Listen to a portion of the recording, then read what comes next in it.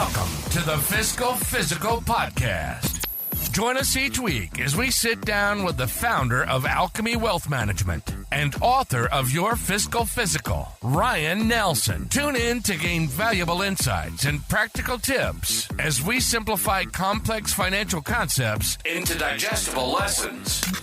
From budgeting to retirement planning, this podcast is your go-to resource for mastering financial literacy. Welcome to this week's episode of Your Fiscal Physical Podcast. I am Aaron Hoisington, and I am joined, as always, by Ryan Nelson, founder of Alchemy Wealth Management. And you also are, Ryan, an avid Ironman participant, correct? If I'm not mistaken? Yeah, I am. Yeah. Why? Good question. I don't know. I asked myself that mile 24 into the marathon at the end of it. I don't know. Yeah, and for people who might not know what an Ironman is, you just mentioned mile 24 of a marathon. That's just one of three hellacious steps in that event, if I'm not mistaken. Yeah, no, you're not mistaken. Yeah, so how long do you swim for? Yeah, so it's a swim, bike, run. You swim for 2.4 miles, you bike for 112 miles, and then you run 26.2 miles, which is a marathon. All back to back, too. It's not like you get like a day of week of break in between. It's just cool. I'm out of my swimsuit. I'm hopping on the bike. Right? Yep.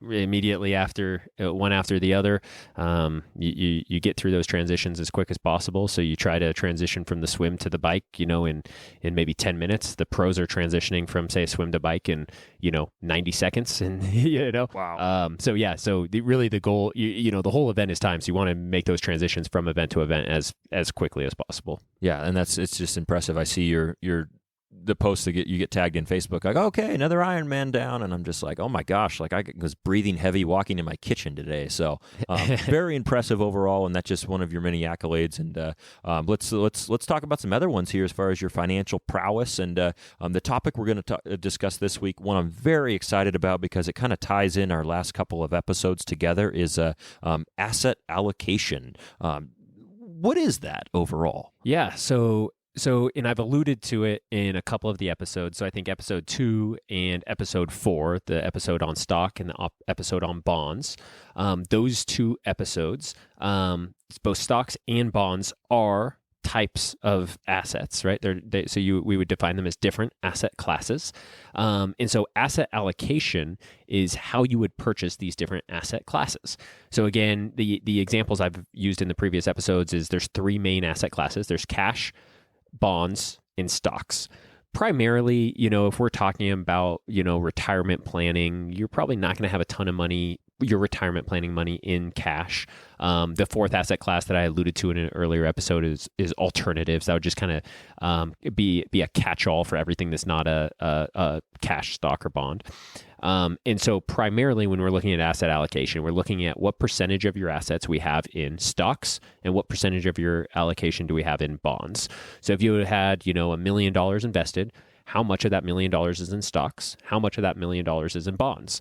And so, in episode 2, the episode on stocks, if you listen to that, you probably heard a couple of things about stocks that you said, gosh, this is really cool. I should own some of these. Yeah. And you probably heard a couple of things where you were like, God, that sounds like those kind of suck. Why would I ever own any of these, right? Yeah. And the same is true for episode 4 when we talked about bonds. You probably heard a couple of things where you said, oh, wow, a structure, there's structures to this. I know how much I'm getting. Oh, that sounds pretty cool. Like, I think maybe I should own some of these. And you probably heard something else where you said, gosh, why they don't pay as much as stocks. Why would I ever own any of these, right? And so the reality is those two asset classes, they act as diversification. And so by owning both, the idea is they're loosely correlated to each other. So what it means is how one responds, the other one doesn't necessarily respond the same way. So it's possible for stocks to go up and bonds to go down at the same time, or bonds go up and stocks go down. Or it's also possible for both of them to go up or both of them to go down, but they typically have a lower correlation. And in fact, there's certain economic situations in which case they actually typically, there's times where they almost meaningfully move in opposite directions.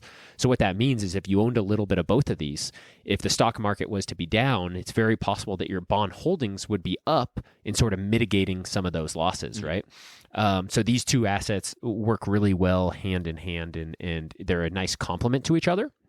And so asset allocation, again, itself is just sort of the art, if you will, of how much you have in stock. For the purposes of this conversation, we'll keep it super, super high level. So for purposes of this conversation, asset allocation will be how much do you have in stock versus how much you have in bonds. Okay. Yeah, and that's a good kind of segue into this next thing as far as what are kind of those you detail it in your book, your fiscal physical, and you break it down really well with some graphs, some charts, and you have some great examples in there. And one of them that I think really hit home when I was thinking, I was like, oh wow, that's a great question, or a great point, is bringing up companies of the last 50 years, like, and how things change, and why it's important to have that asset allocation and diversification, if you will, in your holdings overall. Yeah, definitely. You don't want to put any of your, you don't want to put all of your eggs in any one basket. And so this is just one of the ways we can diversify a little bit. And so you diversify across asset classes. So have some in stocks, some in bonds. But then even in that, we diversify further. So in your stocks, you wouldn't own all just one stock. You'd diversify your stock holdings. And then in bonds, you wouldn't own just one bond. You'd diversify your bond holdings as well.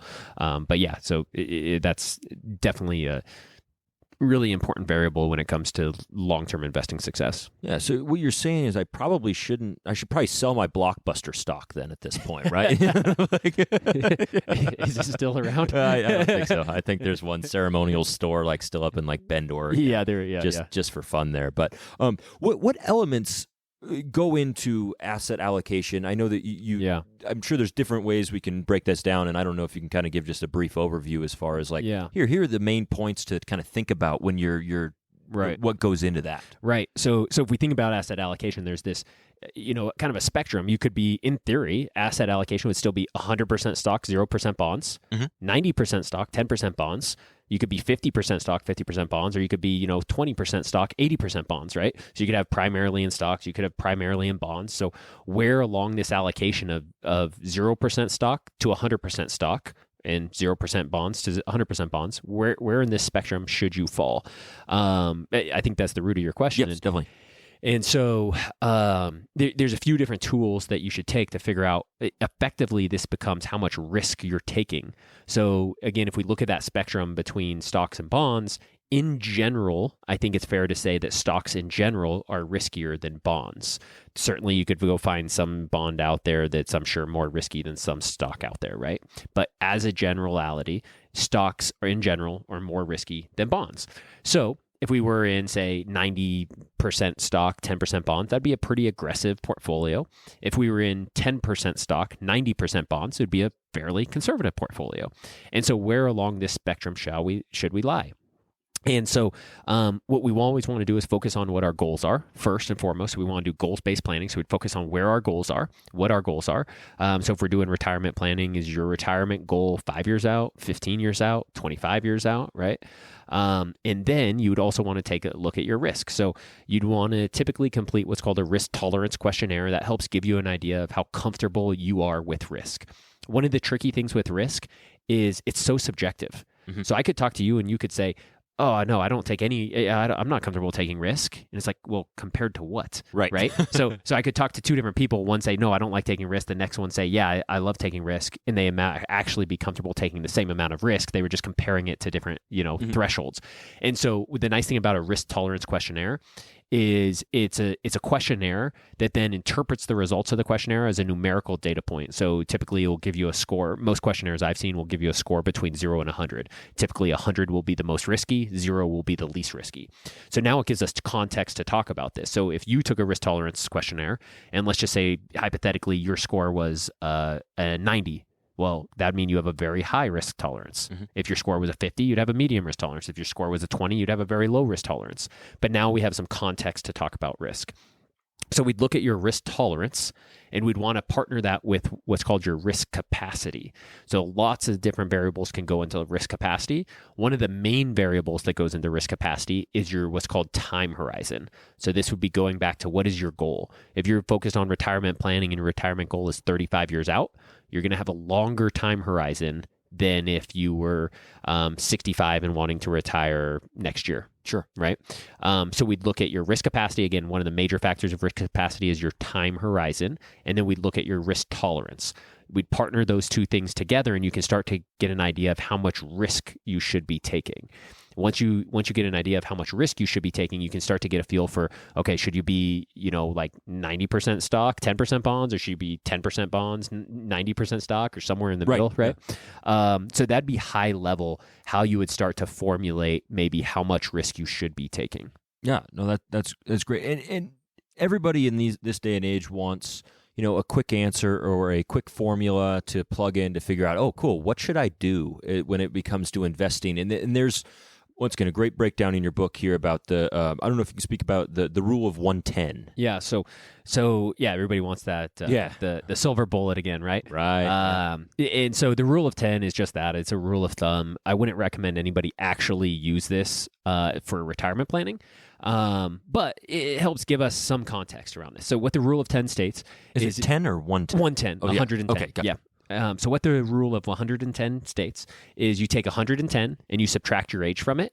And that's the percentage, according to this rule of thumb, that you should have in stock, and the rest would be invested in bonds. So let's look at a couple examples. So if a 30-year-old was to apply the rule of 110, you would take 110 minus 30, you'd be left with 80. So 80% of this person's portfolio would be in stock.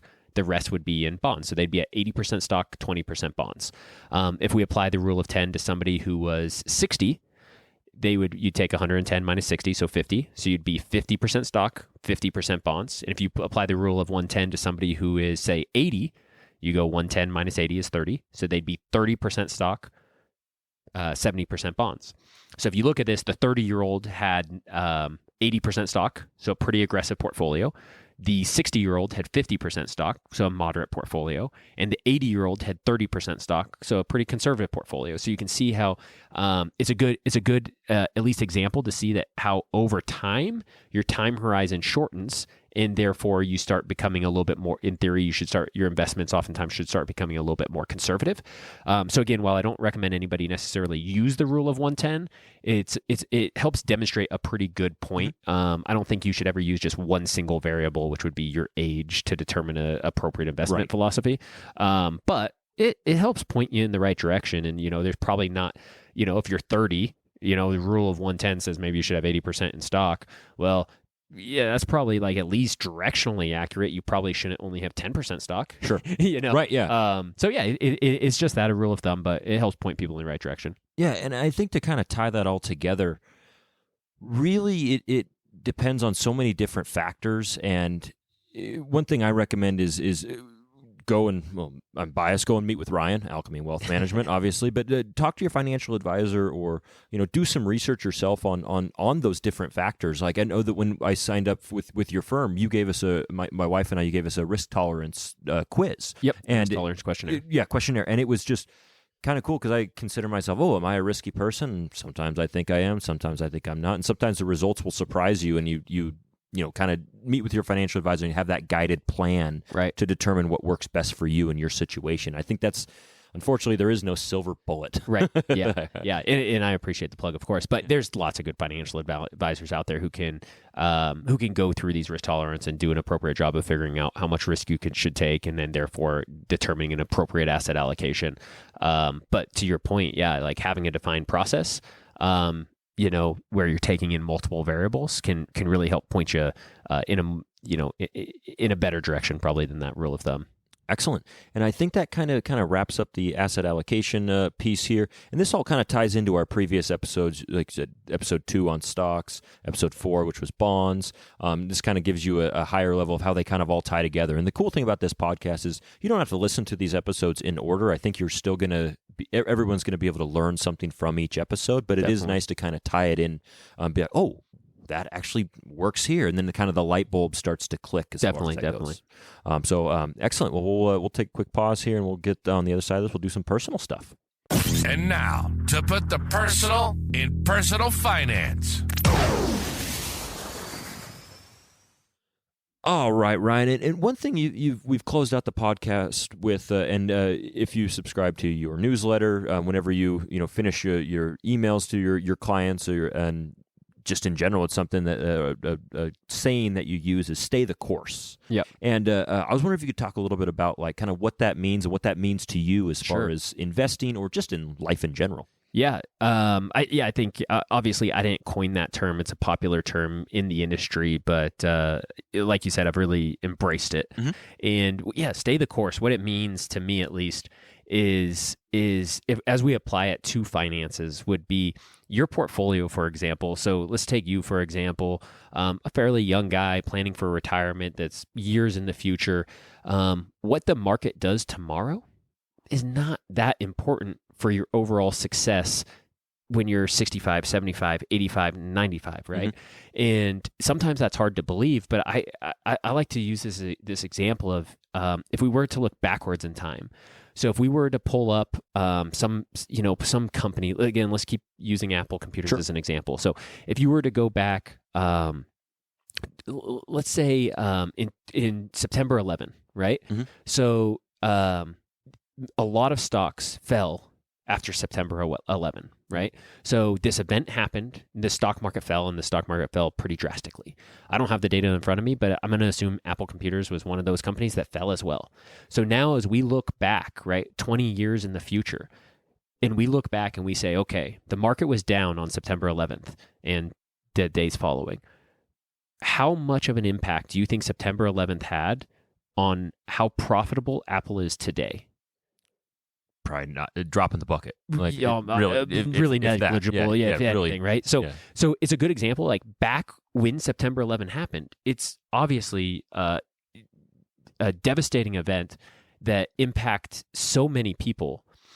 And it's hard not to sometimes feel emotional and say, okay, the market's going to be crashing. Like, I don't want to own these stocks anymore, right? The reality is now 20 years later, more than 20 years later, it's easy to look back on that and say, oh yeah, that, from an investment standpoint, that didn't necessarily impact the long-term success of my investments, right? So in hindsight, it's really easy to see that. Sure. But the problem is, while we're living through it, each of those events does feel like the biggest thing, right? And so I can promise you sometime throughout this year, there's probably going to be another event that happens, hopefully not as drastic as September 11th, of course, but there's going to be something that happens, whether it's the Federal Reserve making a decision, the government, right? We have elections towards the end of the year, depending on what side of the political table you'd like to sit. You may be happy with the decision, you may not be happy with the decision, but it's really easy to get caught up in that and say, whatever happens with this election or whatever happens with the Federal Reserve or whatever happens with XYZ events, it's going to change the way I should invest. And I would tell you that it shouldn't. As we fast forward 20 years from now and you look back and we reflect back on today, the results are, what's happening on a day-to-day basis is really not that substantial or impactful on your overall success. So stay the course to me is having that long-term goal, investing in line with your long-term goal, knowing there's going to be ups and downs along the way and not letting those stress you out, just staying the course, following your original plan, and stay the course. Yeah, no, I love that too. And it really is kind of comforting because I'm like, oh man, I sometimes get a little, I'll check my 401k or whatever and I'm like, oh my gosh, everything's, I'm never going to be able to retire. And then I get an email from Ryan that's like, stay the course. It's going to be all right. Like if we got a plan, we're sticking to the plan. Yep. And that's kind of where it goes too. So it just kind of wrapping up here. I know that I can't remember. I'm going to butcher it. There's the proverb that you have as far as like planting a tree. Oh yeah, specifically. Sure. I think that's a good way to kind of end this episode as far as providing that to the listeners. Yeah. So there's an old Chinese proverb, and it says the best time to plant a tree was 20 years ago. The second best time to plant a tree was today. Obviously, if you could have started investing 20 years ago, that would have been awesome. But if that ship has sailed, certainly the next best time is today. Yeah, no, and I think that's super powerful just in general. And I always think about that now that I always think about the concept, I can never remember the proverb itself. And I've tried to use it the other day and I just completely butchered it. It's like, oh, all right. But that tying in with staying the course, it's like, cool. Like we have this plan. stick with it, and in the end, things are going to be okay, or that's at least what we like to think. Yeah. Overall. So awesome. Well, thank you again, Ryan, for joining us and kind of sharing that insight here. I hope everybody learned from this episode, and I know I specifically did. Yeah, absolutely, and hopefully we all know why now, but stay the course. Thank you for joining us for the Fiscal Physical Podcast. Until next time, happy listening. And as always, stay the course. If you have a question or topic suggestions, please email us at podcast@alchemywealth.com. If you enjoyed today's discussion, subscribe to the podcast to ensure you never miss an episode. And consider leaving us a rating and review on your favorite platform. This helps other listeners like you find the show. For more resources, you can visit Alchemy Wealth Management's website at www.alchemywealth.com or find your Fiscal Physical, the book, on Amazon. We'd be remiss if we didn't mention that personal finance is just that, personal. Please don't take anything we say as advice. The preceding content is for informational and entertainment purposes only. It's not an offer or a solicitation, nor should it be construed or relied upon for tax, legal, or investment advice. It doesn't consider your personal financial situation or objectives and may not be suitable for you.